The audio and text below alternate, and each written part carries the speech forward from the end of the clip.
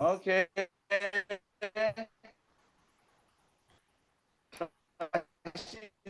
And good evening, everyone.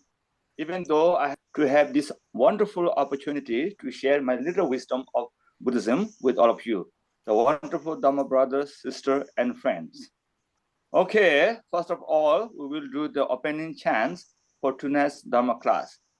We will do the opening chant exactly the same way that has been done in the past by the teachers who have already taught starting from the January 3rd, 2024. Well, I hope you all know how important the devotion is in Buddhist practice in general, and particularly in the Vajrayana practice. For example, how much blessing we get from reciting the lineage supplication totally depends on how much devotion we have to the root guru and the gurus of the lineage. So let us start the supplication now with uncontrived devotion to the root guru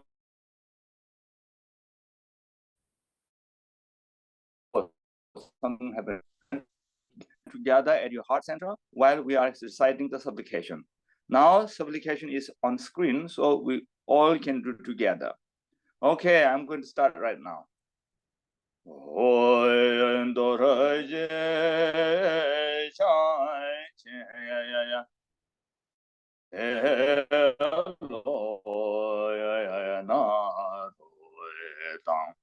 Maraya ba ya me ya la che ya gam bo pa du so xie cha ya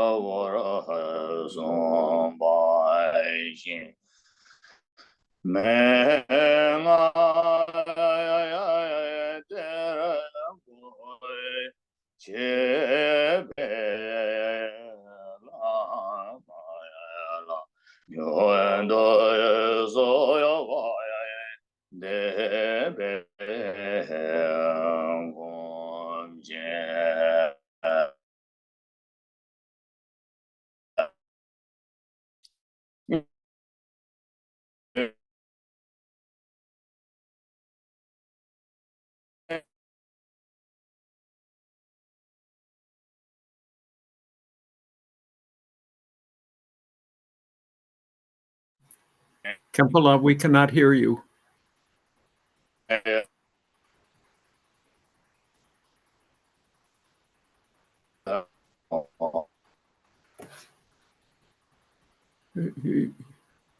Khenpo, your image is frozen and we cannot hear you.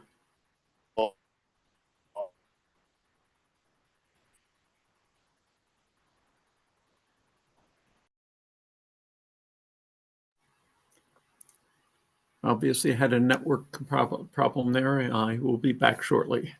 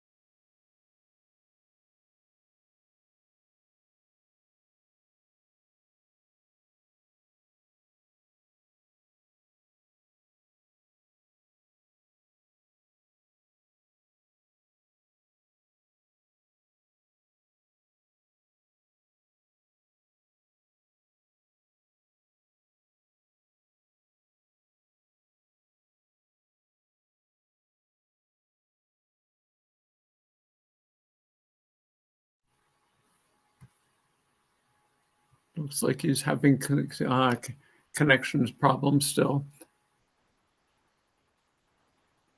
Is he connecting, but we don't have video and he is muted.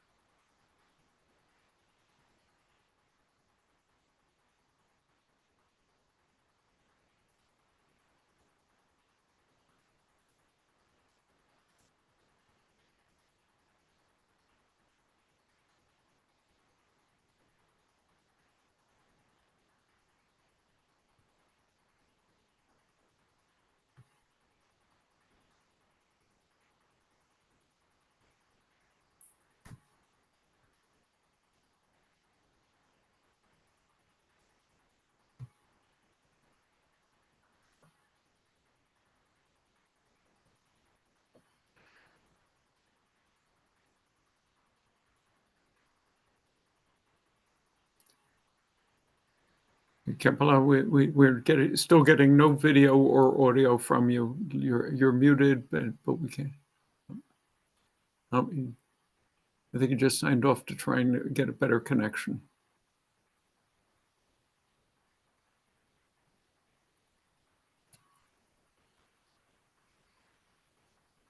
I apologize for this. Networks do what networks. Oh, here it's back again.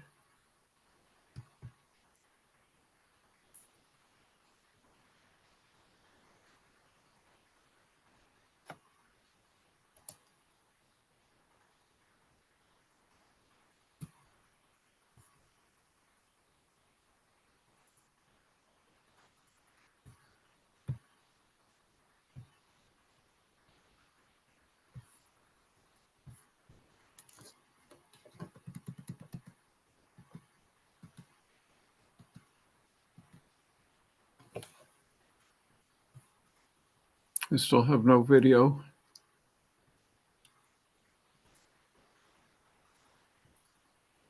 And it's disconnected again.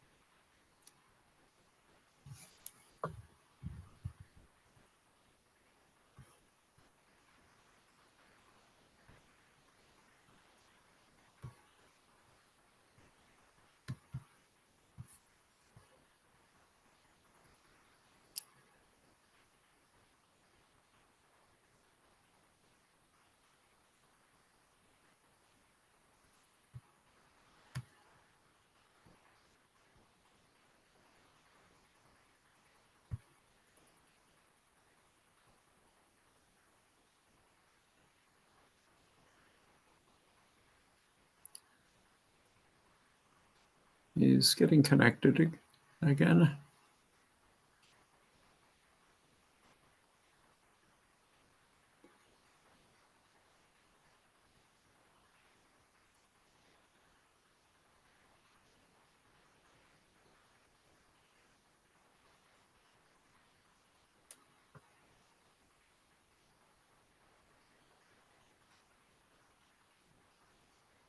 And disconnected again.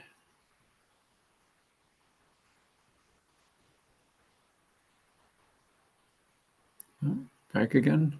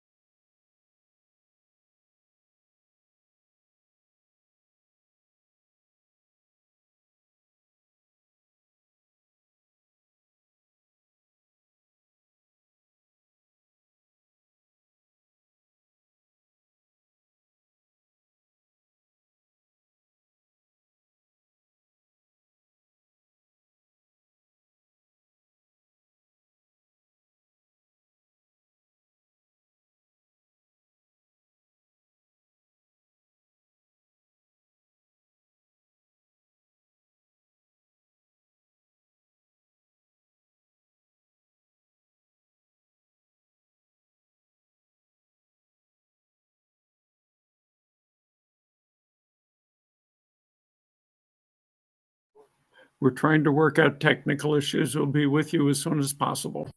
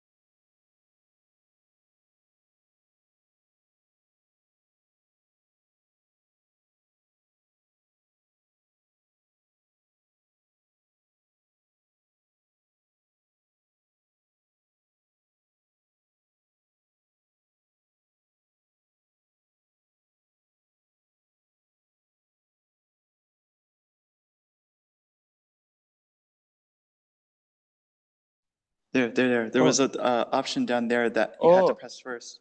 Okay, hello. Can you hear me? Welcome back. We can hear you. Okay, I'm in the main shrine room now. Maybe here is better. Then we can. Yes, that's working much better. Okay, then I will get all my things. This is mine. Yeah. Oh, did you turn it off? It turned off when I unplugged. You know. Then it's problem again.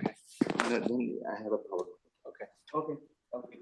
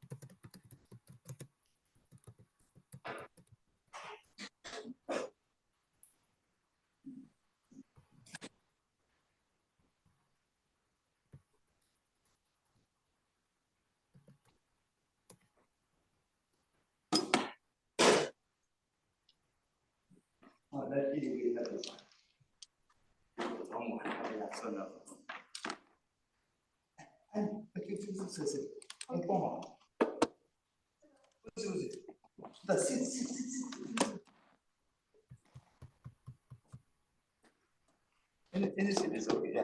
No. That's like this.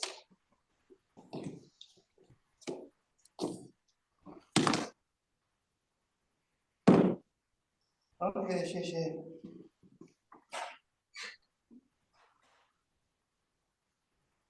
This is what I done now. That's what I told you. It takes time now.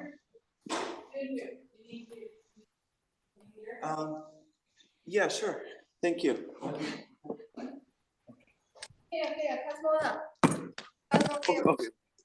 Hello, I'm getting ready now. Okay, I'm moving everything here. Thank you. Oh, no, you just let it go.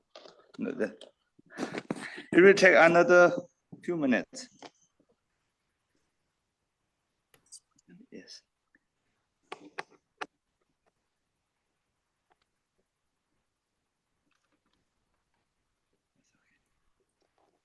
Just put on that tab.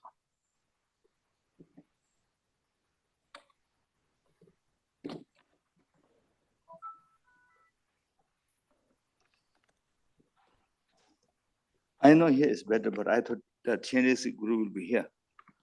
So second option was Mark, you know.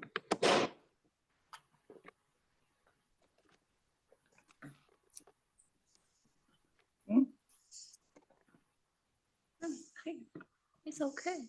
It's okay. Okay.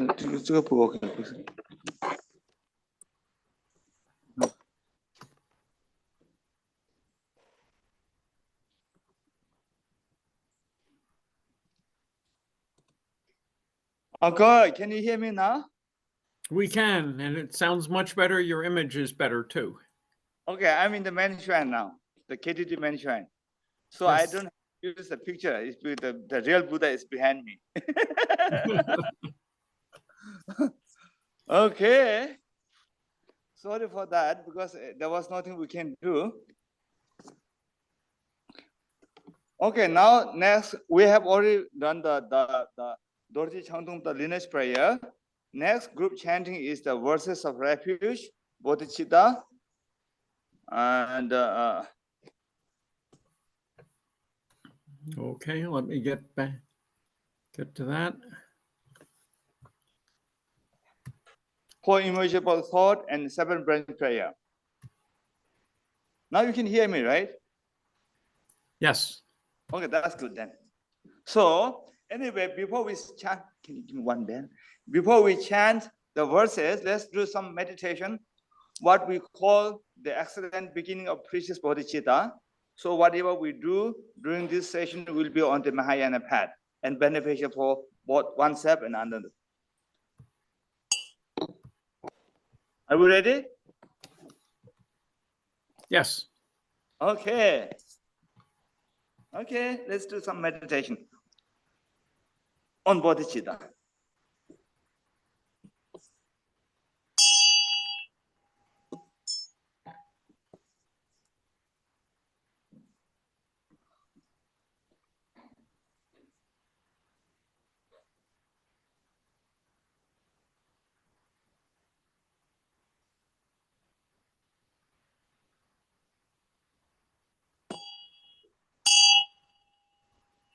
Okay, now let's chant the verses of refuge, bodhicitta, the 4 immeasurable thought, and 7 branch prayer together.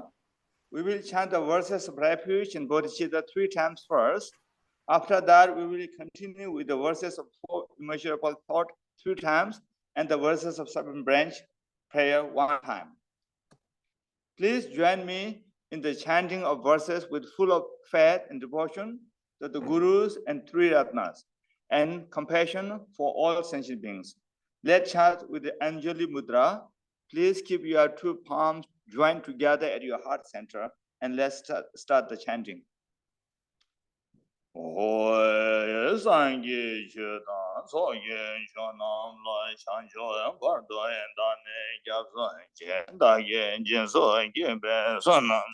Rola Benja Sangye Parasho Sangye Shodan Toge Shonam Chanjo Bardun Dane Gyabso Dage Jenso Gibe Sonam Rola Benja Sangye Parasho Sangye Shodan Toge Shonam Chanjo Bardun Dane Gyabso Dage Jenso Gibe Sonam Rola Benja Sangye Parasho Semjen Tamje Dewa Deve Gyodan, Dambaran Gurje, Dungal, Dungali, Gyodan, Davaraj, Dungal, Mebe, Dawa, Dambada, Davaraj, Yerin, Shadan, Yedan, Drave, Danyam, Jambala, Dabaran Guraj, Semjin, Tamjin, Dewa, Deve Gyodan, Dambaran Gurje, Dungal, Dungali, Gyodan, Davaraj, Dungal, Mebe, Dawa, Dambada, Davaraj, Yerin, Shadan, Yedan, Danyam Shambola, Nebaran Guraji,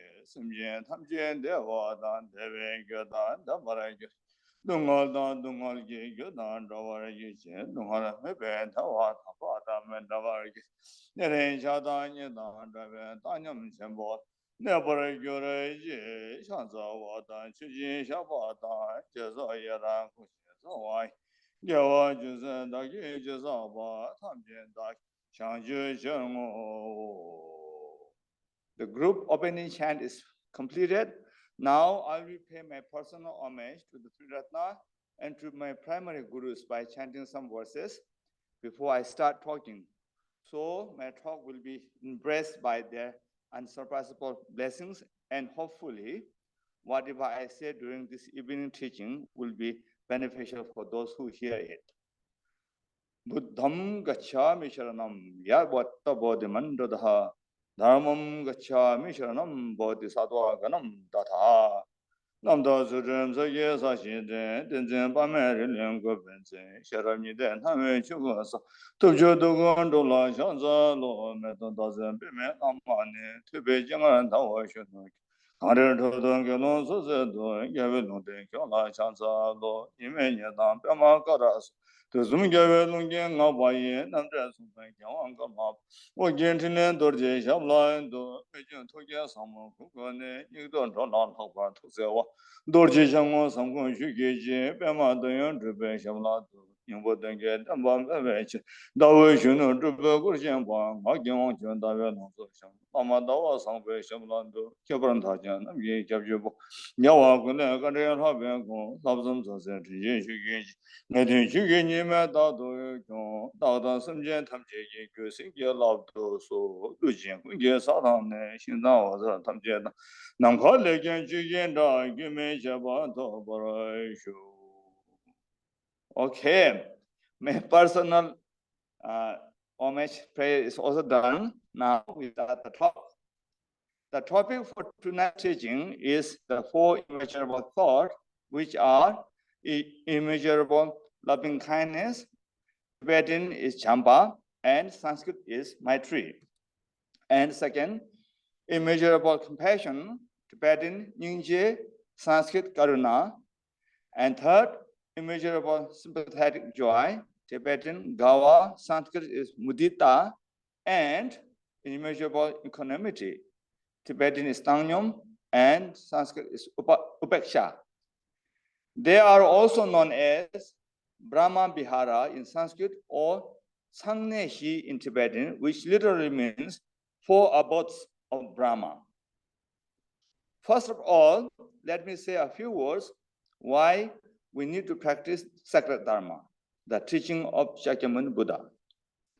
The only purpose and reason for us to practice the sacred Dharma is to get complete freedom from any kind of suffering and misery that we are going through in samsara. This is a general purpose of Dharma practice. Particularly, the purpose of the Bodhisattva Yana practice is to achieve that kind of freedom, not just for oneself, but for the benefit of all sentient beings. This is extremely important for us to recognize the unmistaken purpose of our Dharma practice and remember it all the time in general, and particularly during every hour Dharma practice. Ash, can you hear me clearly? Okay. I have especially invited one friend here in person. So if I have problem with my English pronunciation, I can ask him. Okay. His name is Ash.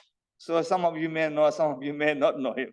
So anyway, he's right here. Stand by to help me. Whatever I have, I need. So anyway, if you ask, is there really a way to get that kind of freedom, the complete freedom from all kinds of suffering? Fortunately, the answer is yes. Yes, there is. And that complete freedom from all kinds of samsaric suffering is called nirvana in Buddhist terminology. So there are three different kinds of nirvana. Again, if you ask how many nirvanas are there, then I would say there are three different kinds of nirvana. And the nirvana we, Bodhisattva Yana practitioners, are looking for is called non-abiding nirvana, which is no different than what we call Buddhahood. The other two nirvanas are that of Shavagas and Pratika Buddhas, which are no different than what we call Arhathood. So these are the difference between the nirvanas of Hinayana and Mahayana. From the Bodhisattva Yana point of view, the Arhathood is not the final destination of our spiritual path, but it is just a mere liberation from all kinds of samsaric suffering. The final destination of Bodhisattva Yana path is the state of omniscience, Buddhahood. When we talk about many different kinds of obscuration, such as karmic obscuration, the obscuration of habitual tendencies, the obscuration of samadhi, and so on, all of them can be included into two primary categories, which are the obscuration of the kleshas and cognitive obscuration. The reason why I'm talking about different kinds of obscuration here, even though they are not our topic for tonight's teaching, is that I would like to let you know the difference between Arhathood and Buddhahood, and the reason why we should work for the Buddhahood and not for the Arhathood. Clear, right, Ash? Is clear? Okay. Okay. Not clear, let me know, okay?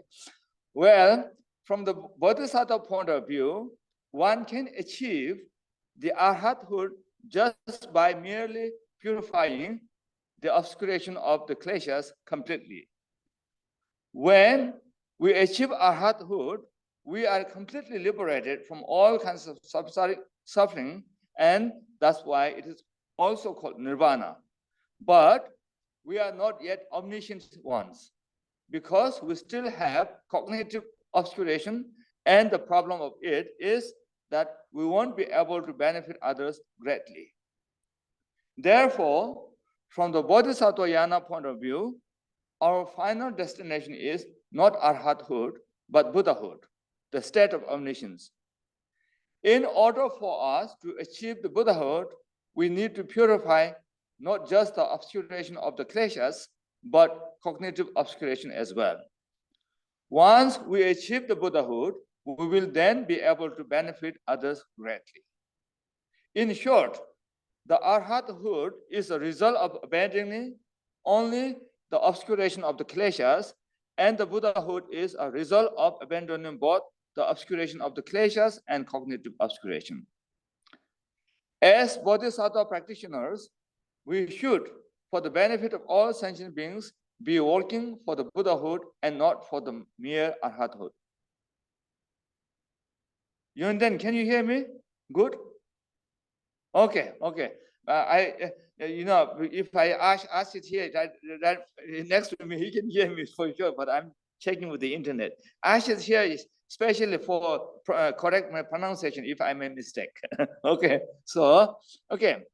As a Lord of Dharma, Gampopa said in his book, Ornament of Precious Liberation, the teaching on the practice of loving kindness and compassion are the remedy to being attached to the pleasure of peace.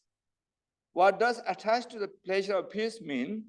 It is the desire to achieve nirvana only for oneself without an altruistic mind for sentient beings. Altruistic is correct, right? Altruistic. Yes, altruistic. Ash is being altruistic to teach me altruistic. Mind for sentient beings, and because of it, we don't benefit others. This is called the Hinayana, lesser vehicle. But if loving kindness and compassion are born in our mind stream, I'm still reading the quotation from Gampopa, okay? These are the words from Gampopa. Then we become attached to sentient beings, and we don't dare to attain liberation only for oneself. Therefore, we should practice loving kindness and compassion. That's what Gampopa says. Therefore, our topic for tonight's teaching, the four immeasurable thought, is the actually antidote to being attached to the arhathood.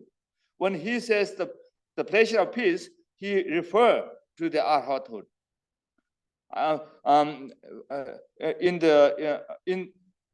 In Ornament of Precious Liberation, Gampopa said the reason why we are not enlightened yet and we are still going around samsara is because of the four shortcomings, which he said is being attached to the pleasure of this life, being attached to the pleasure of samsara, and being attached to the pleasure of peace.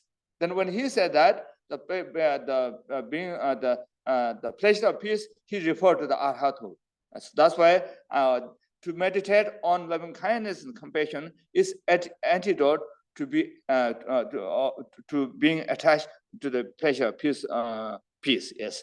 So anyway, I wish we had enough time to explain the meaning of all different kinds of obscuration and how we can purify them a little more extensively, but we don't have enough time to do that tonight. I hope we can do that some other time. Anyway, in short, the obscuration of the kleshas means all the afflictive and disturbing emotions, such as the emotion of the five poisons: anger, desire, ignorance, pride, and jealousy. Therefore, as long as we are under the power of any of them, we have not purified the obscuration of klesha yet. And the cognitive obscuration means the subtle obscuration of conceptualizing three spheres, holding on to the concept of subject, object, and action. Therefore, as long as we have dualistic thinking, we have not purified the cognitive obscuration yet. I think that's all about the obscuration for tonight, because tonight we need to talk more about the four immeasurable thought, as it is the main subject for tonight's Dharma class. Anyway, ultimately, samsara and nirvana are not different. Both of them are empty by nature from the ultimate point of view. But relatively, samsara and nirvana are different. Samsara is nothing but full of suffering, and nirvana is nothing but complete freedom from suffering. Unfortunately, we are in samsara right now. And so we are not free from samsaric suffering. As long as we remain in samsara, we can never get complete freedom from suffering, no matter which realm of samsara we are in. Because the very nature of all samsaric pleasure is nothing but impermanence, which is pervaded by suffering. My pronunciation clear, right? You understand, right? Yes. Okay. I hope everybody understands. Okay, now I'm going to take very strange quotation. Okay, not from the gurus, but from the rock and rolls.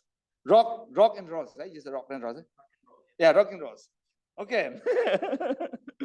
Even the Eagles, you know, the Eagles, one of the most well-known American rock and roll bands, said in one of their songs, Desperado. That the song, name of the song is called Desperado.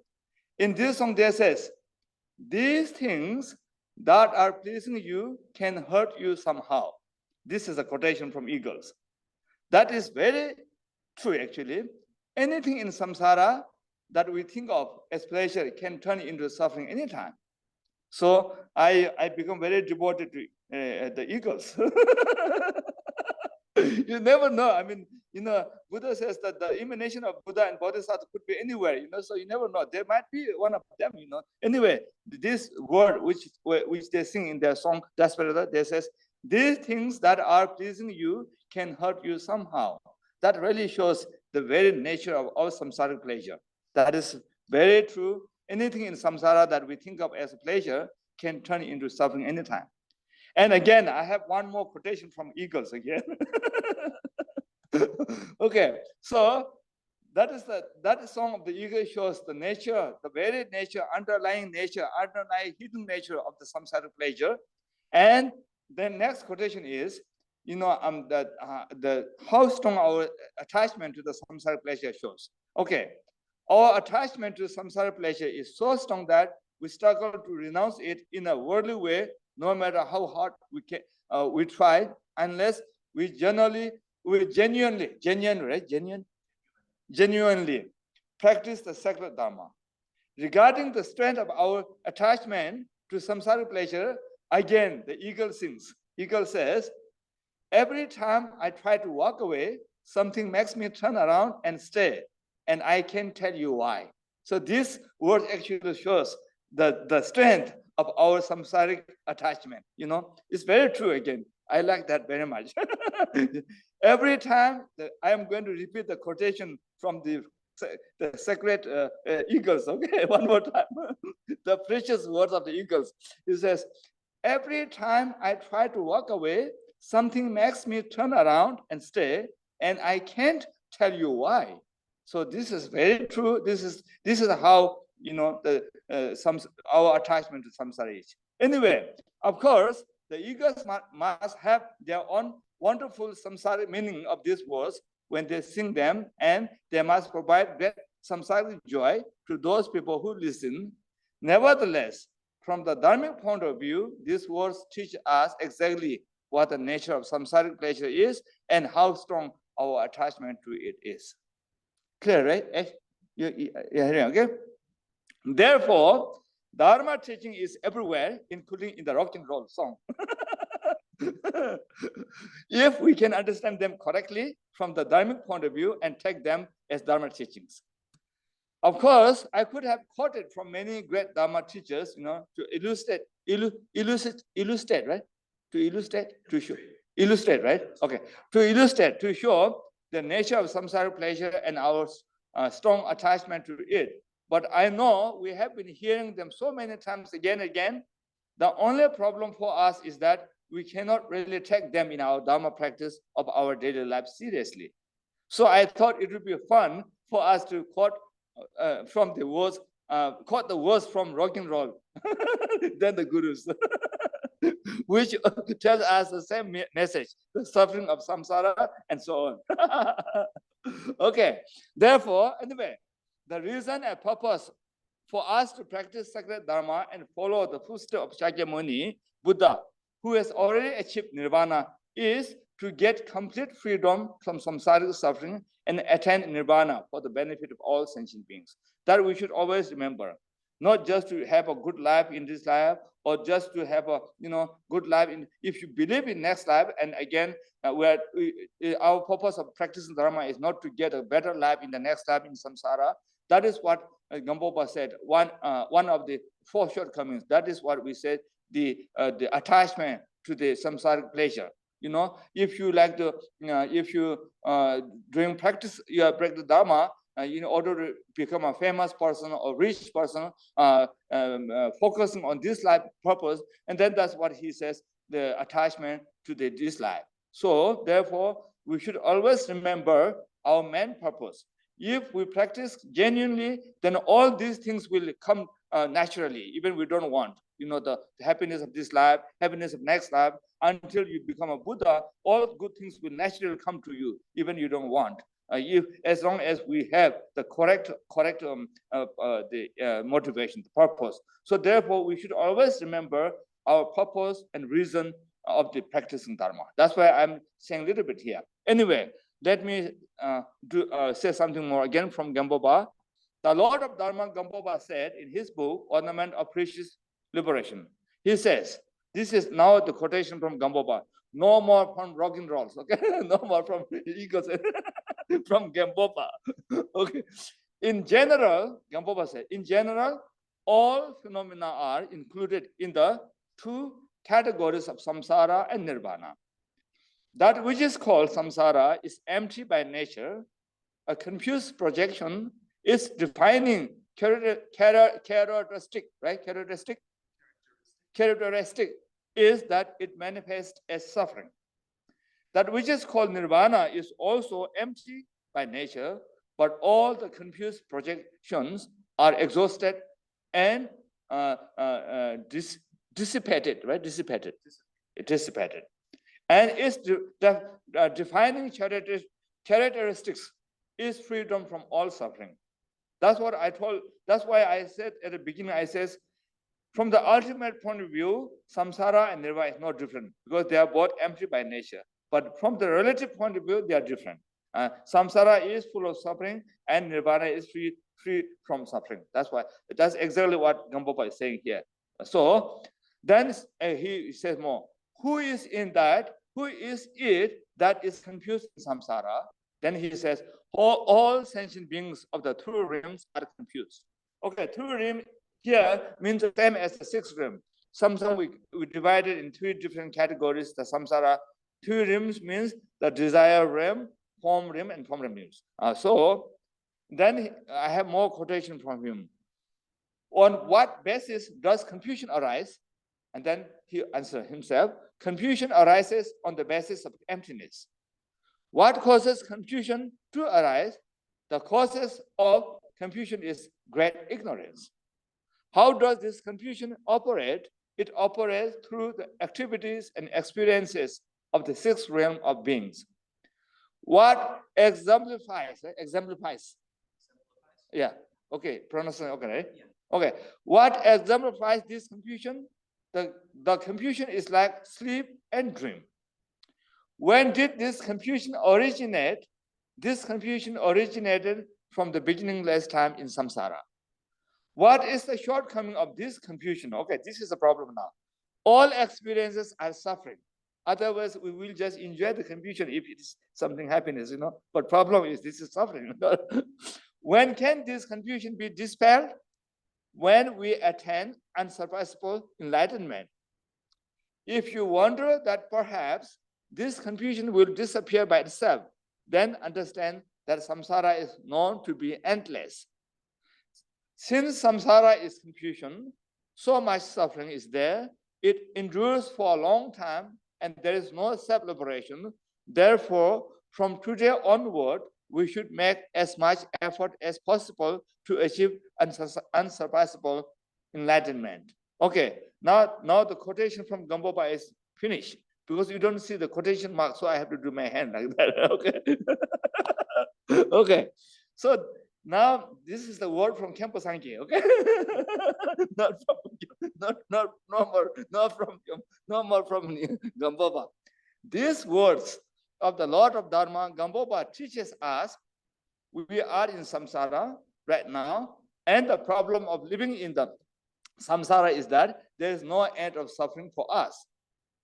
That is unfortunately bad news for samsara beings. But fortunately, he also had good news for us. He said there is something called nirvana, which is a state of complete freedom from samsaric suffering, and we can achieve it. So this is good news. So, okay, that is a little talk about general reason, purpose, and benefit of the sacred Dharma practice. Now we know we are in samsara, and the problem of being in samsara is there's no ends of suffering. Therefore, the reason it shows the reason we should practice Dharma in order to get freedom from samsara, and it is possible. So now let us discuss about the four immeasurable thoughts. That is our main topic for tonight. Okay, I hope you understand my English pronunciation. Okay, well, the verses of four immeasurable thoughts: the immeasurable loving kindness, immeasurable compassion, immeasurable sympathetic joy, and immeasurable equanimity, are recited at the beginning of almost every practice in Mahayana and Vajrayana traditions. For example, we have just done them as part of our opening chant for this talk this evening. Earlier, I was using the word Bodhisattvayana, and now I'm using the word Mahayana and Vajrayana. So you might wonder, what is the difference between them? Well, there is no difference at all, whichever words we use. Traditionally, when we talk about Triyanas, in most of the Buddhist texts, they are taught as Sharvakayana, Pratikabudayana, and Bodhisattvayana. But now, these days, most people seems to be more familiar with these terms, which are Hinayana, Mahayana, and Vajrayana. Therefore, I'm using them alternately, yeah. So you know the different Buddhist terminologies. No matter how we count them, how we divide them, and how we categorize them, they are the same. When we categorize them in the first way, then Mahayana and Vajrayana are included in the Bodhisattvayana. If we categorize them in the second way, then Shavakayana and Pratikabudayana are included in the Hinayana. So we are talking exactly the same thing, no matter which way we categorize them. Shavakayana, Pratikayana, Pratikabudayana, and Bodhisattvayana, or Hinayana, Mahayana, and Vajrayana. Anyway, when we recite them, the verses of the four immeasurable thought in our practice, we recite them starting from the verse of immeasurable loving kindness, which is, again, there are so many different translations in English. I'm going to read one of them, okay? So it might not be that you know, but the meaning is same, should be same meaning. Let me read the Tibetan. Tibetan is actually the same, no matter where it is. Tibetan is, we says, Semjen Tamje, Dewadan, Deve, Gyudan, Dambor Gyurjing. So in my translation, it says, may all sentient beings have happiness and the causes of happiness. That's the words for the immeasurable loving kindness. So when we recite in our practice, we started from this one. And the second is the verses of immeasurable compassion, which is English is, may all sentient beings be free of suffering and the causes of suffering. Translation clear, right? Okay. And the third is the verse of immeasurable sympathetic joy, which is in Tibetan, and in English, may all sentient beings not be separated from supreme happiness, which is free of suffering. And the fourth is the verse of immeasurable equanimity.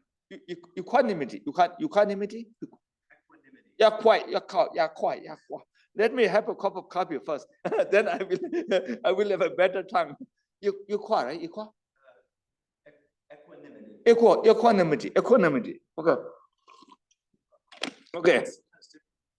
Okay, I will follow you. Today you are my teacher, pronunciation teacher. Okay. Equanimity, which yes, which in Tibetan we say Nyerin Chakdang Nyedan Dawe, Tanyam Chambolan Never Gyuji, And in my English translation here is, may all sentient beings abide in equanimity, equanimity, equanimity,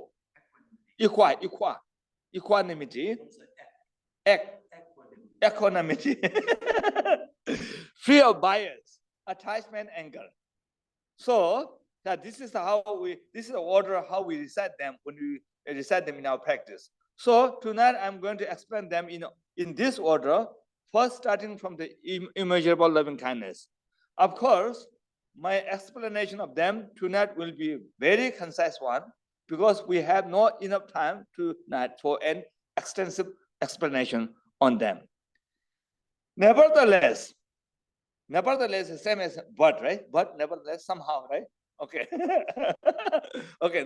Nevertheless, many great teachers, including Pato Rinpoche, Pato Rinpoche is a very well-known practice Tibetan Buddhist teacher, belong to Nyingma, but all the Buddhist, Tibetan Buddhists, respect him very much. Pato Rinpoche, including me, I also respect him very much. So many great teachers, including Pato Rinpoche, says that we should start meditating on the immeasurable equanimity first when we practice them in our meditation session as a mind training practice. The reason for us to do so is explained in the following precious words of Pato Rinpoche. Now I'm going to read the Pato Rinpoche's words. Okay, this is Pato Rinpoche says in his book, The Words of My Perfect Teacher. He says, okay, quotation mark, loving kindness is usually dealt or dealt, past tense, deal and dealt. Yeah, dealt, right? Okay, dealt with first. But when we practice the four, one after the other as a training for the mind, we should start by developing equanimity.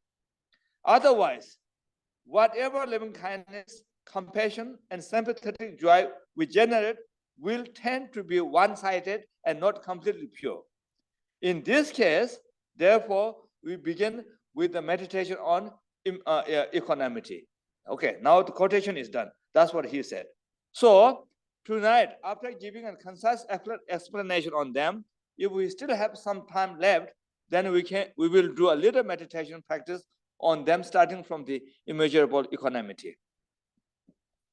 Okay, I'm going to teach the immeasurable loving kindness based on, as the Lord of Dharma, Gampopa taught in his book, The Ornament of Precious Liberation.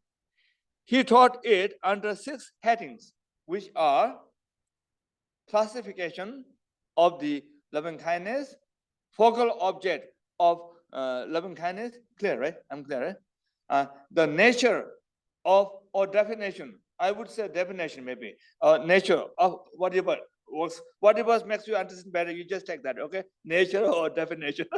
The third one is the nature or definition of the loving kindness and the method of practicing the loving kindness, and the measure of perfection.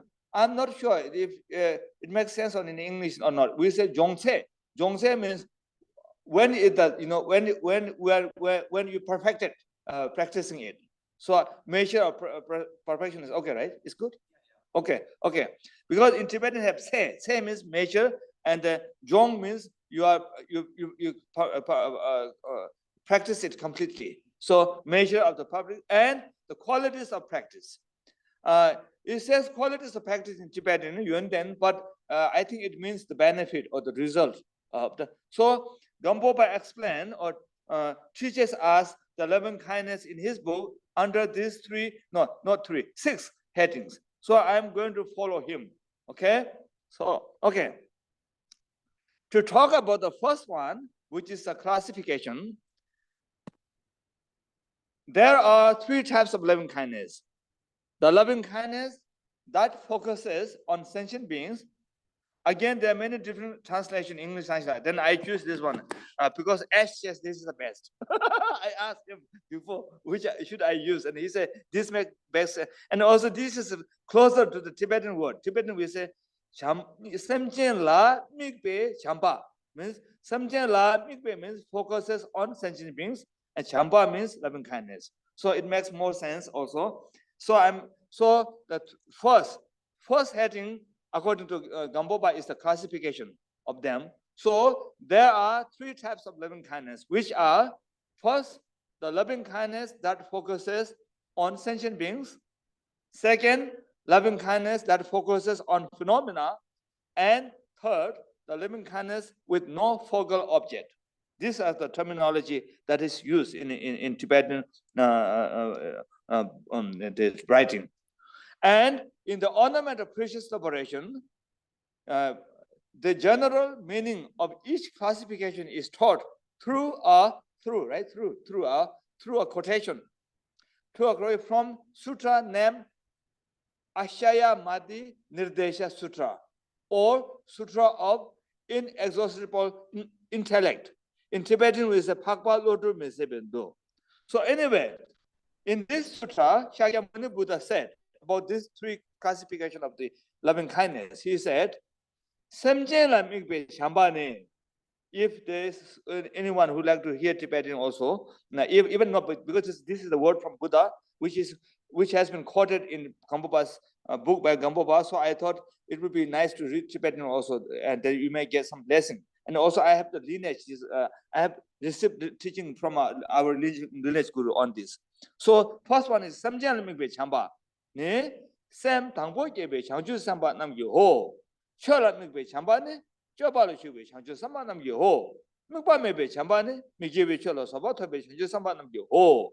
Now my English translation of this quotation: loving kindness that focuses on on sentient being is of those bodhisattvas who just engender bodhicitta. Is that clear or not? Clear, right? My translation, okay, right? Loving kindness that focuses on sentient being is of those bodhisattvas who just engender bodhicitta. Okay, then that's same Tangbo Gebe Shajisam Yo. First time, kind of beginner. He just initially just. And then loving kindness, the second one. Loving kindness that focuses on phenomena is of those bodhisattvas who are engaged in the conduct. It just said, that's because quotation are sometimes not very long.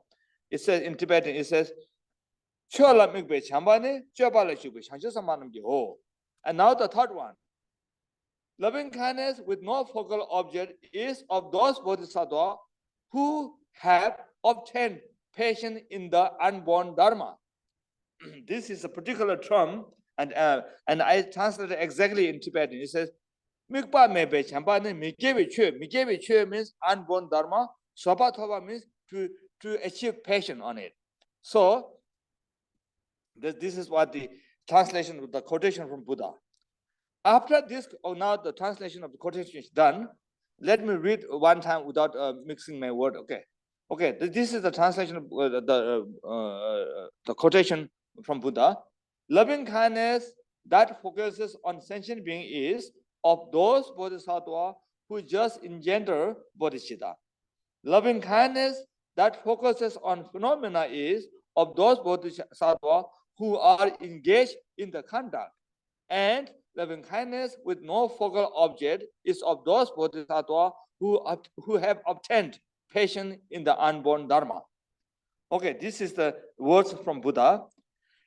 After this quotation, then there is no further explanation for the last true loving kindness in the ornament of precious liberation, which means the compassion that focuses on phenomena and the compassion, not compassion, loving kindness. Loving kindness with no focal objects, there is no explanation at all.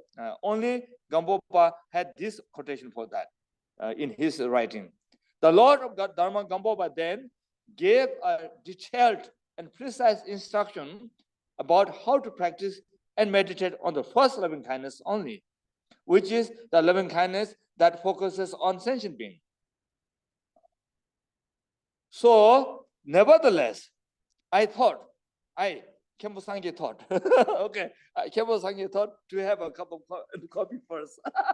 Just kidding. So, nevertheless, I thought something good actually. No, just kidding. Okay, I thought it would be nice for all of us to know what exactly the above quotation of Shakyamuni Buddha mean when he said, loving kindness that focuses on sentient beings is of those bodhisattvas who just engender bodhicitta. Loving kindness that focuses on phenomena is of those bodhisattvas who are engaged in the contact. And loving kindness with no focal object is of those bodhisattvas who obtain patience in the unborn Dharma.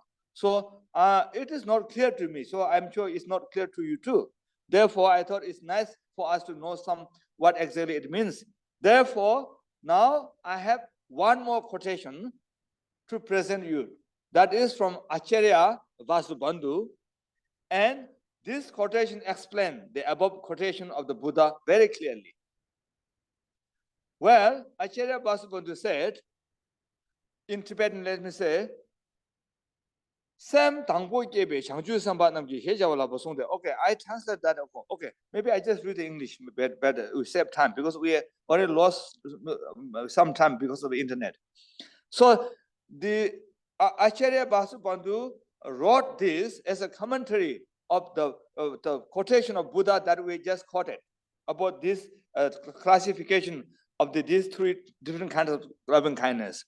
So Acharya Vasubandhu says, what it means when the quotation of Buddha says, loving kindness that focuses on sentient being is of those bodhisattvas who just engender bodhicitta, is that the bodhisattva who just engender bodhicitta are those bodhisattvas who reside on the bhumi of devoted contact, starting from taking the bodhicitta while they are ordinary bodhisattva. Is that clear or not? So, okay, this is the word of Vasubandhu. Then let me explain one more time again in my word, because this is a direct translation from the Vasubandhu's word. So what Vasubandhu says is, when we say those bodhisattvas who just engender bodhicitta, means it includes us also who have already taken the bodhisattva vow.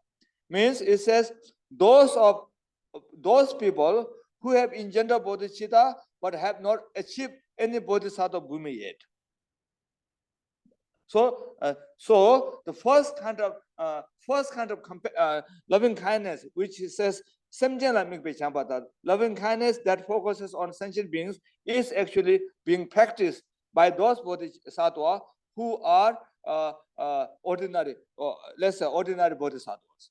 And then when he said bhumi of devoted conducted, bhumi of devoted contact, actually, you know, we usually have only 10 bhumis, right? From the first bhumi to the 10th. But when we count this bhumi, then again, according to the Gampopa, there is the bhumi of 10 devoted also divided into 2 bhumis, which is called the bhumi of beginner and bhumi of devoted contact. According to the path, we have 5 paths, right? The path of accumulation, path of junction or joining, again, many English translation. So when the bodhisattva, the new bodhisattva, the fresh bodhisattva is practicing the path of accumulation, then this is called the bhumi of beginner. And then when this bodhisattva is practicing on the path of joining, then this bodhisattva is called that's called bodhisattva reside on the bhumi of devoted contact. And then after that, we will have the path of seeing. As long as we have the path of seeing in your mind stream, then you achieve the first bhumi of bodhisattva. Therefore, now here, the words of Buddha, when he says, loving kindness that focuses on sentient being is of those bodhisattvas who just engender bodhicitta, means in very easy language, means those of us who have already taken bodhisattva vow, but we have not achieved any of bodhisattva bhumi yet. So we are working on the first part, which are the past part of accumulation and part of joining. And this is called the bodhisattva who just engender bodhicitta. Okay, now let me continue the quotation from Vasubandhu again. So he says, their loving kindness is called loving kindness that focus on sentient beings because during that time, they would view sentient beings as entity that exist, that really exists. And they would think, I will establish all sentient beings in the unsurpassable enlightenment. Is that clear, Ash? Okay, that's why this is called the loving kindness that focus on sentient beings. Because we, including us, who have already engendered bodhicitta, we always say, I am going to practice Buddha Dharma in order to establish all sentient beings in the state of Buddhahood. So that means we believe it, that they are sentient beings, and that we are focusing on them. That's why during this time, this is called the loving kindness that focuses on sentient beings. Okay, the second one, which is loving kindness on phenomena. Okay, again, the quotation the Buddha says, loving kindness that focus on phenomena is of those bodhisattvas who are engaged in the conduct. And then now Vasubandhu is making it clear. He is explaining here. And now I'm going to quote from the Vasubandhu. Vasubandhu says, what it means when the quotation of Buddha says, loving kindness that focuses on phenomena is of those bodhisattvas who are engaged in the conduct, is that the bodhisattvas who are engaged in the conduct are those bodhisattvas who reside on 7 bhumis. 7 bhumis starting from the first bhumi to the 7th bhumi. Is that clear? So, before you achieve any bodhisattva bhumi, the loving kindness you are practicing is called the loving kindness that focuses on sentient beings, because you use sentient beings as your focal object of your practice of loving kindness. And then after you achieved the first bhumi until the 7th bhumi, the loving kindness that you practice is called the loving kindness that focuses on phenomena, not on sentient beings. And the reason is here. Again, now I still have the quotation from Vasubandhu.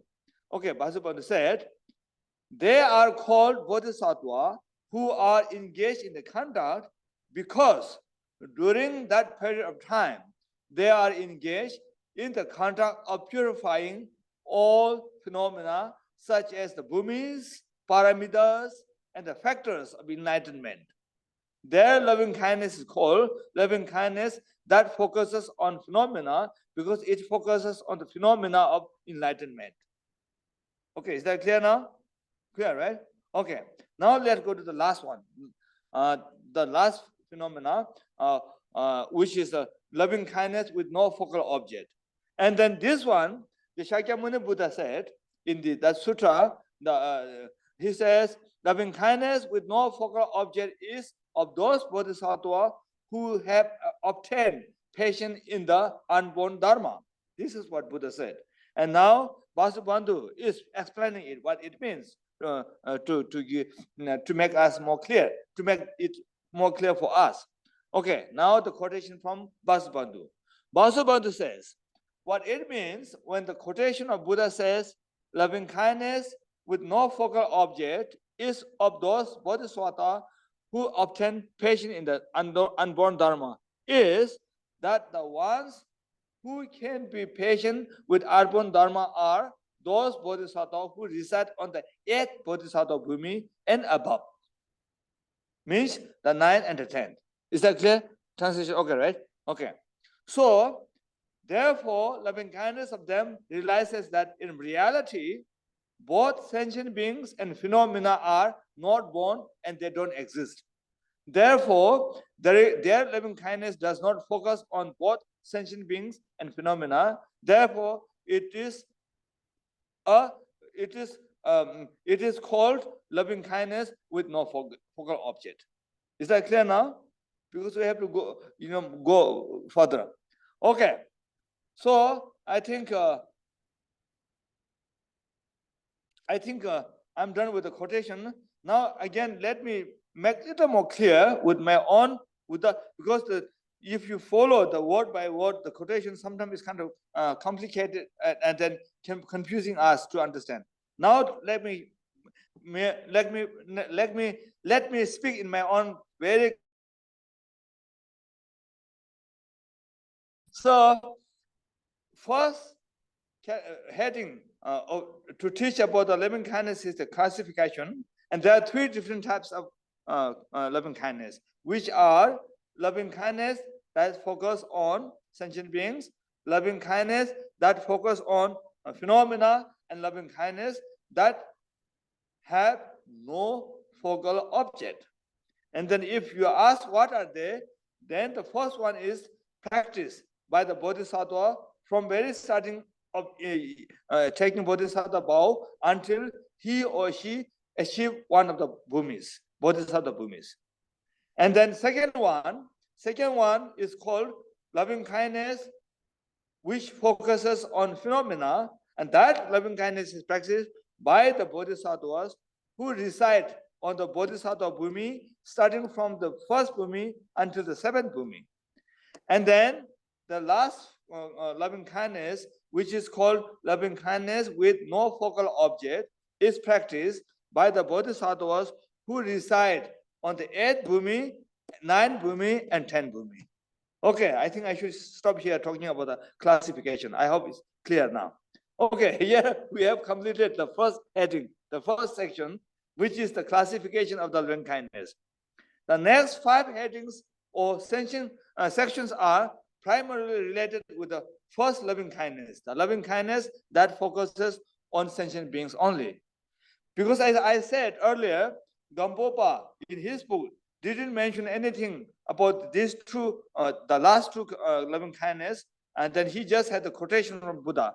And then I think the reason is because we don't, it's not our practice for the time being. We don't need them. That's why he just explained the first one, which we need to practice. So anyway, therefore, after the first heading, the next 5 sections are related with the first one only, I think. Anyway, the second heading or second section is focal object of loving kindness. Okay, so when we practice loving kindness, of course, the loving kindness that's focused on sentient being, then the focal object of loving kindness is all sentient beings. There's no exception. Every not just human being, not just your loved one, but all sentient beings. The Lord of Dharma Gampopa said in his book, he says all sentient beings are its object. That's what so okay. Therefore, when we practice loving kindness, we should be focusing on all sentient beings, including our enemies, without any exception. Clear, right? Yes, that's clear? Okay. And then, okay, let's finish that. The second one was easy. First one was little bit, I just want to make sure you understand the classification. And third heading or section is the nature or definition of loving kindness. So the nature or loving kindness nature or definition of loving kindness is a mind that wants all sentient beings to have happiness and the causes of happiness. The Lord of Dharma Gampopa said again, the nature is a mind that wants all sentient beings to meet with happiness. That's why we say, may all sentient beings have happiness and the causes of happiness when we recite the words of it in our practices. Okay, that's done. The nature. Any problem? I saw you are moving your mouth. Oh, okay. You're doing something like that. I thought, okay. So you can hear me, right? Okay. Yes. Good. Okay. The fourth heading or section is the method of practicing the loving kindness. Actually, this is the longest in Gampopa's text because he teaches us all the way how do we practice, But I don't think we have time here. Today is not like practice, it's just a talking day, talking day. So I don't think we have enough time to go through all in detail. But anyway, the method of practicing loving kindness is to recollect the kindness of sentient beings. That's the action. We have to think all sentient beings are very kind to us. And actually, according to Mahayana, they have been very kind to us. Therefore, they deserve our loving kindness. This is the method of thinking. And then I have little quotation, not all of them, but little bit. Okay. The Lord of Dharma Gampopa said, the method of practicing, it depends on recollecting the kindness of all sentient beings. So recollect the kindness of sentient beings. These are all words from Gambaba. Then in this life, the mother has been the most kind.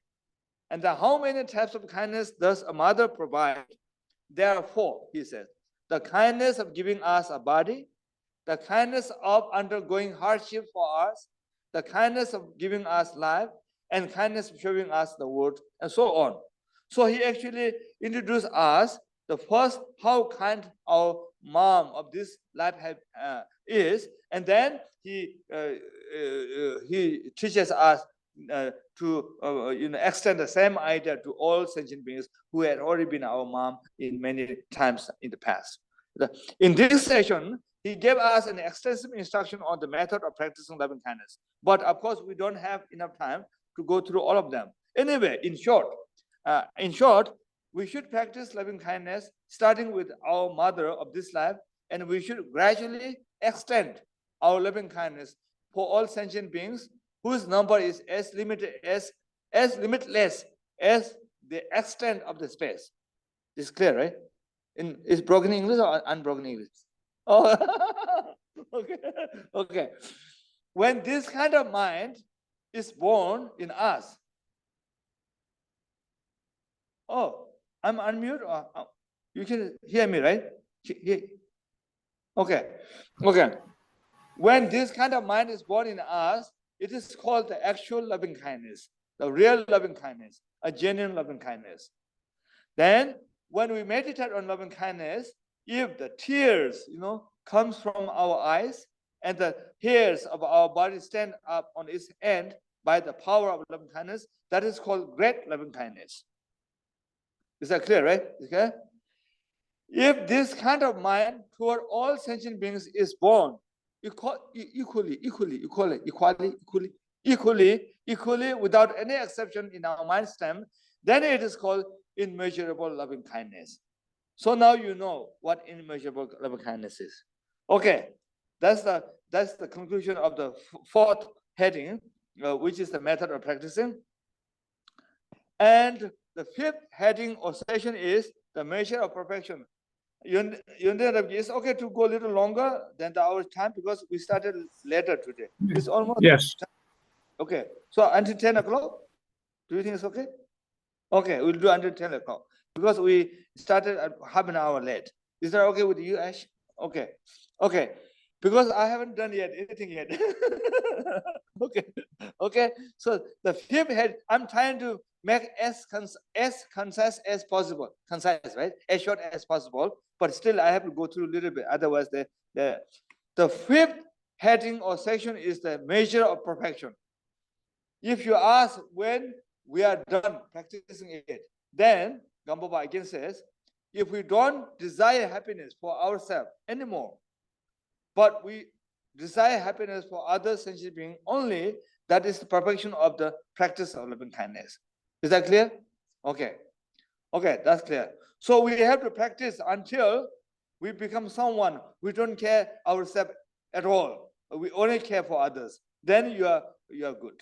You are good practitioner of loving kindness.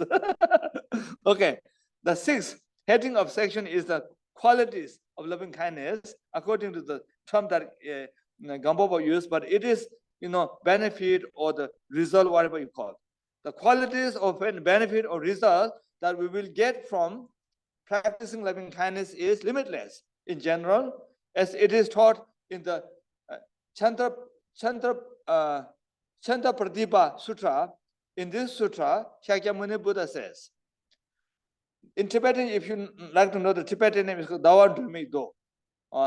Anyway, Buddha says, limitless offerings of various objects, filling billions of fields, offered to the supreme beings that cannot equal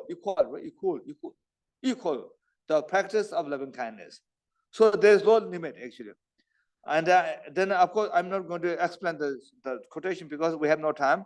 Anyway, Chanda Pratibha Sutra is a different name of the Samadhi Raja Sutra. I think Samadhi Raja Sutra is more well known, this name, than the other one. But I use the other one because Gampopa used that name, Dharma, instead of saying Tingenzing Do. But they're same. Okay, particularly, we will get 8 benefits from practicing loving kindness until we achieve enlightenment. The 8 qualities or 8 benefits are mentioned in Nagarjuna's book, Precious Garland or Ratnavali. Nagarjuna says, this is quotation from Nagarjuna again.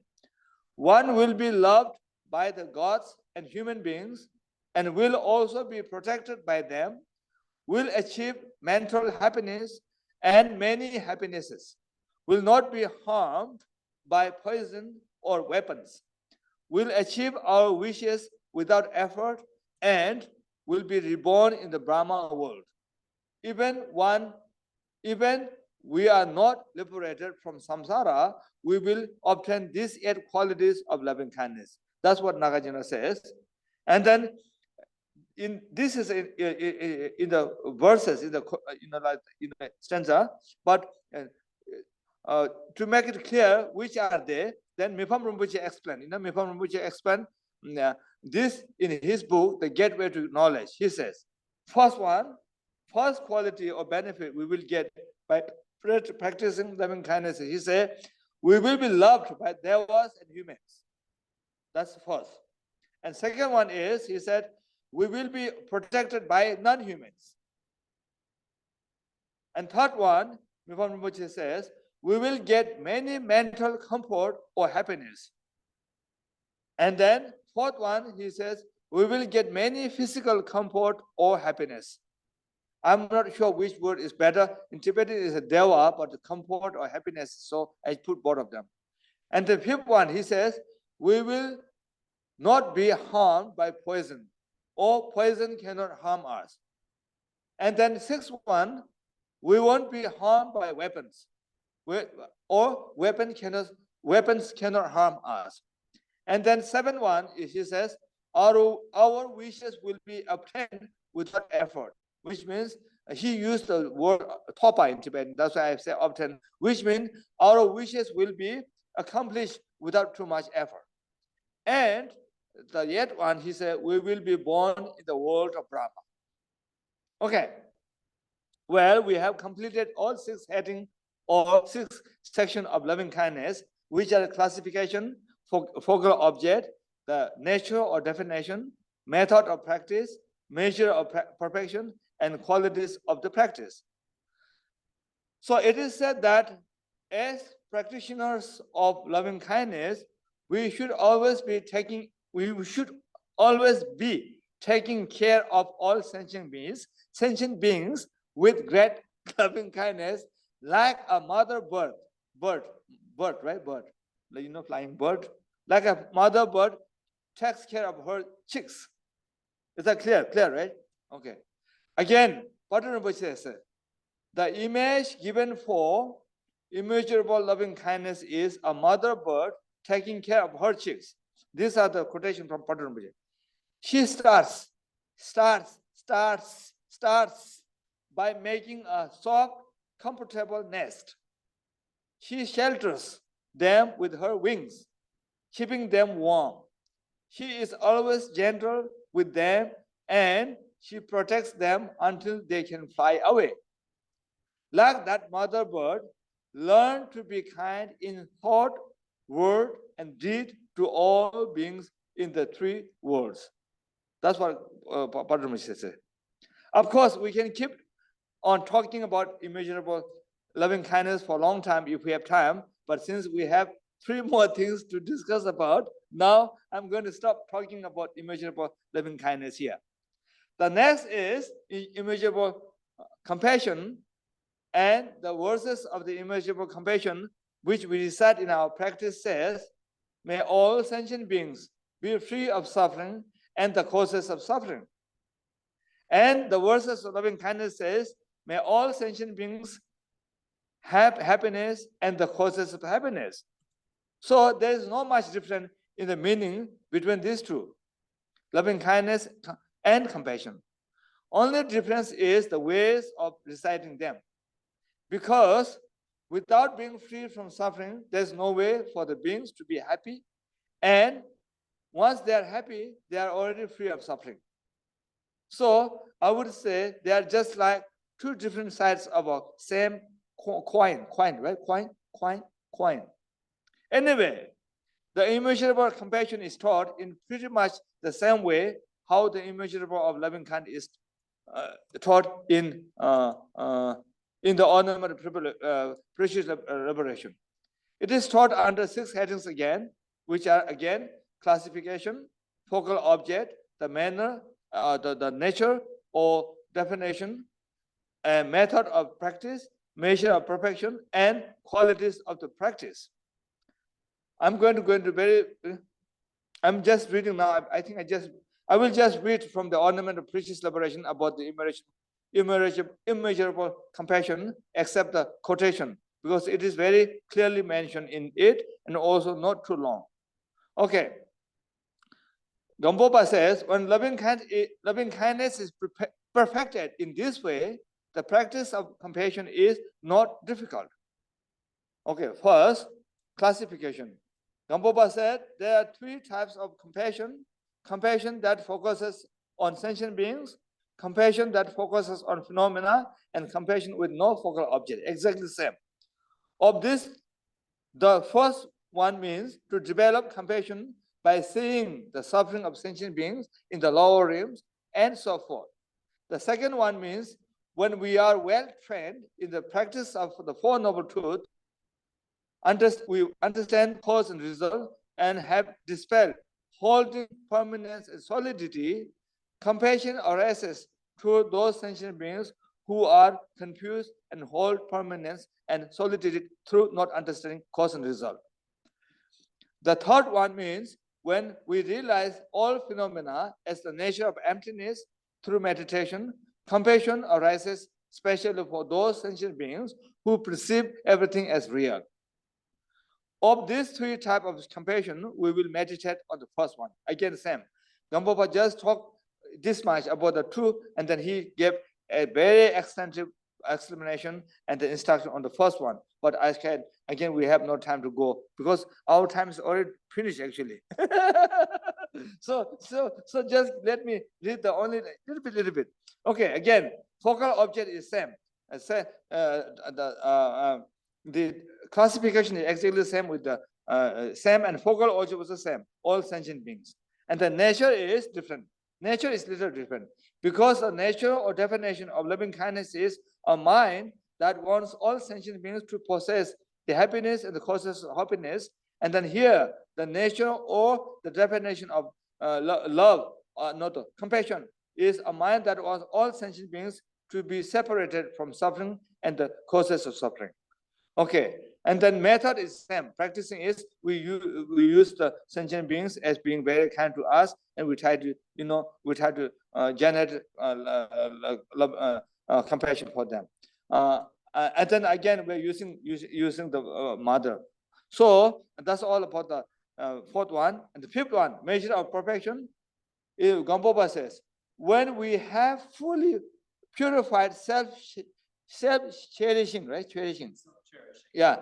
When we have fully purified self-cherishing, are fully released or cut from the chain of self-cherishing, when from the depth of mind we desire all sentient beings to be free from suffering, then we have perfected the practice of compassion. That's very clear, right? Very clear. In Tibetan, we have to explain a lot because in Tibetan, the written language and the colloquial, right? Colloquial, the spoken language is very different. Yeah, colloquial is different, but English is already very clear, so no need explanation, and also we have no time. So, and then qualities of the practice. Limitless qualities arise from the practice of this meditation. The expression of the realization of Genesis says, if one had just one quality, it would be as if all the Buddha's Dharma were in your palm. What quality is that? Great compassion. This is quotation from, and then we have more quotation. Maybe I'm just skip them because no, we don't have time.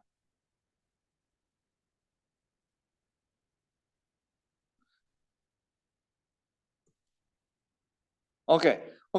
So it is said our compassion for all sentient beings should be lack of the love of an armless mother. Can I say armless mother? Mother who doesn't have an arm, right? Okay. It is said our compassion, the example for sentient beings should be lack of the love of an armless mother for her kids. Again, Padre Rinpoche says, the image given for meditating on compassion is that of a mother with no arms, whose child is being swept away by a river. Swept away, carried away, same, right? Carried away. Yeah, carried away. Swept away by a river. Okay, this is quotation from Padre Rinpoche. Okay, this is what Padre Rinpoche says. How unbearable the anguish, right? Anguish of such a mother would be. Her love for her child is so intense, but as she cannot use her arm, she cannot catch hold of him. What can I do now? What can I do? She asks herself. Her only thought is to find some means of saving him. Her heart breaking, she runs along after him, weeping, right? Weeping.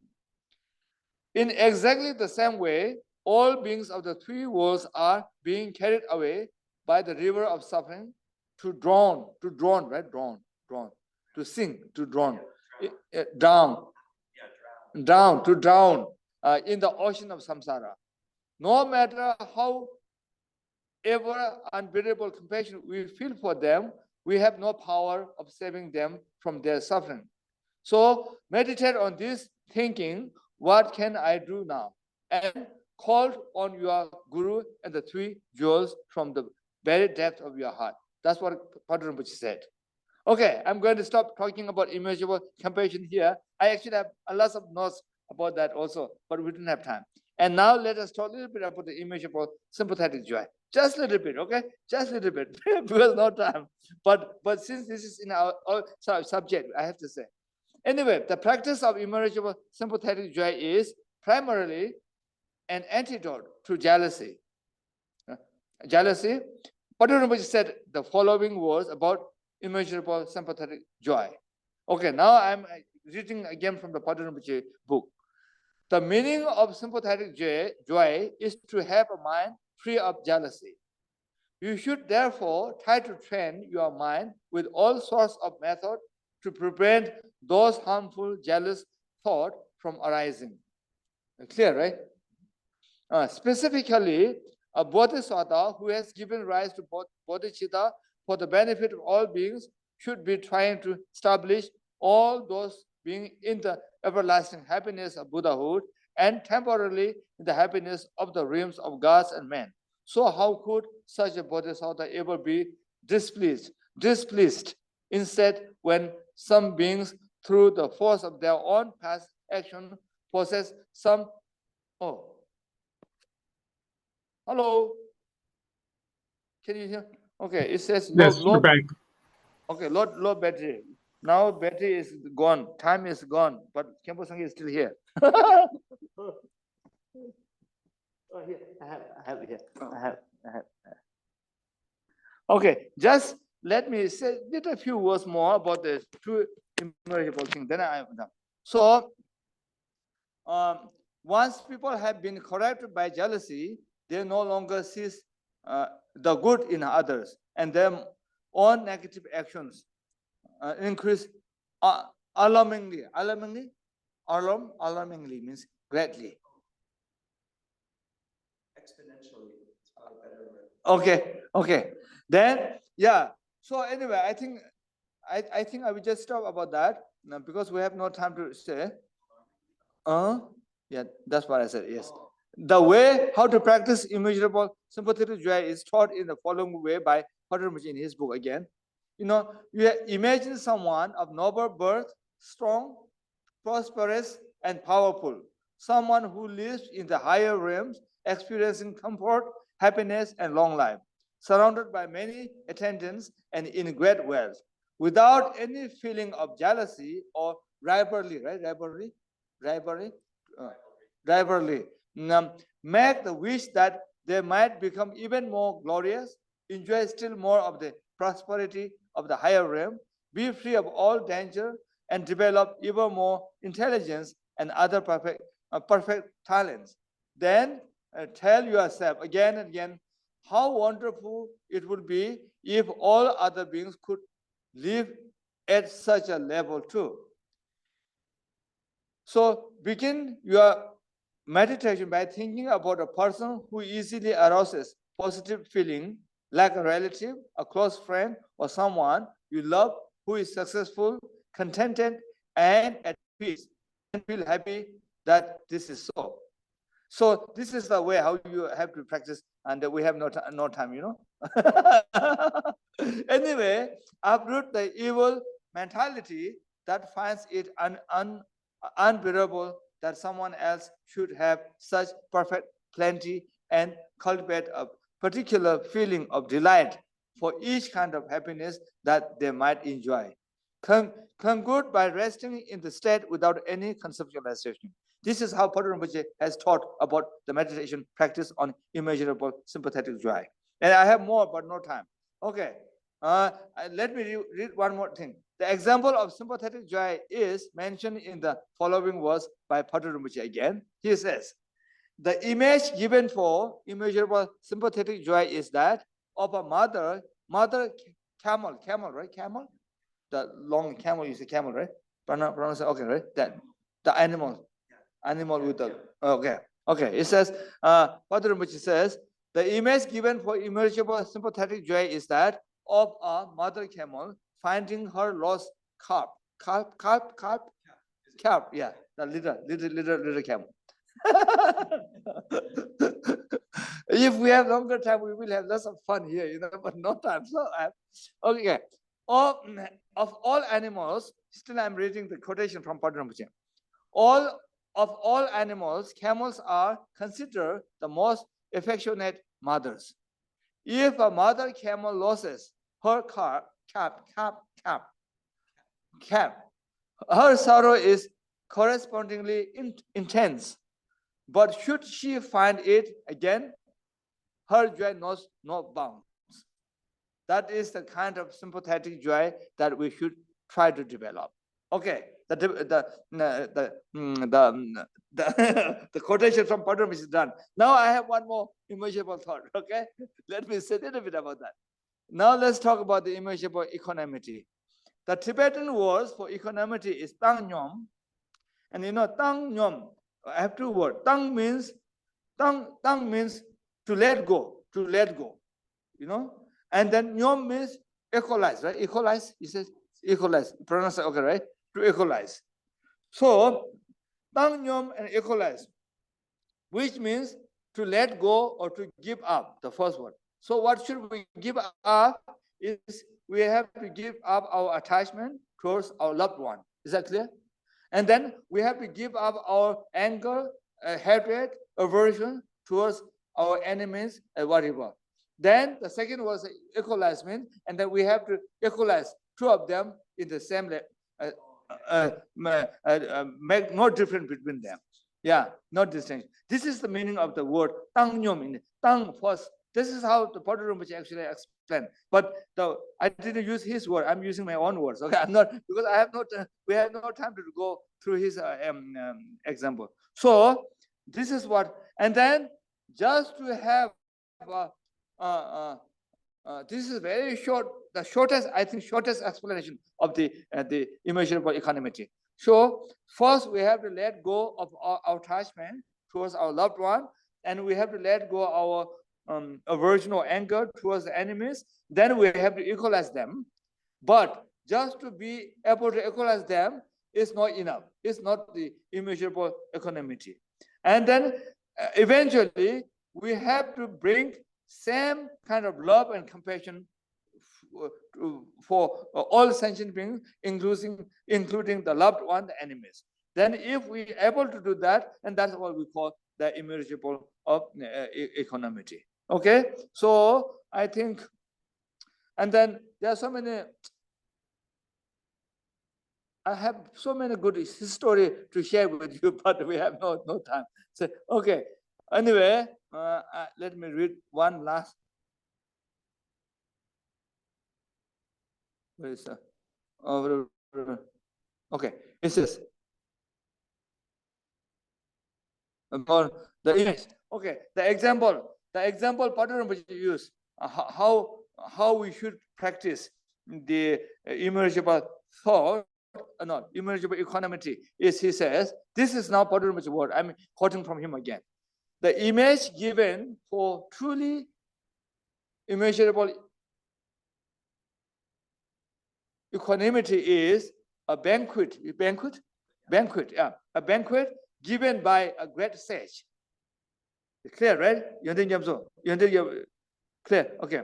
This when the great sages of all, this is he's again talking about the Indian, Indian time, because the origin of Buddhism is in India.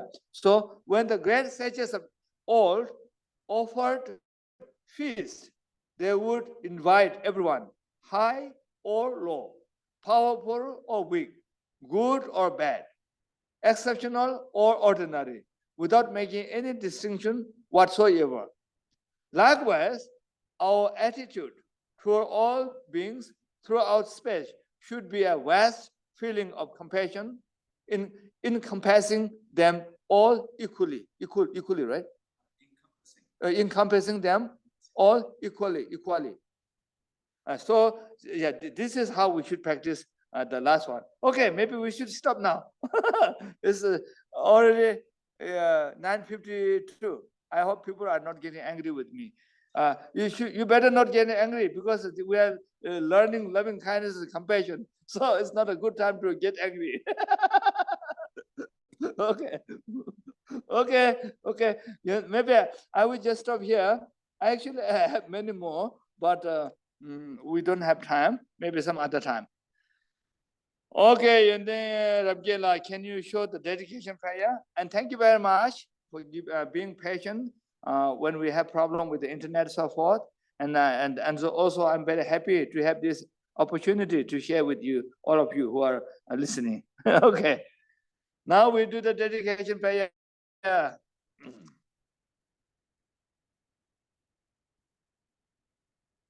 Oi, Jalgun Ye Rason, Karma, Jagon Trinley, Children, Karma, Jagon Tunzo, Wango, Karma, Wagin, Dundon, Trinley, Shabdin, so.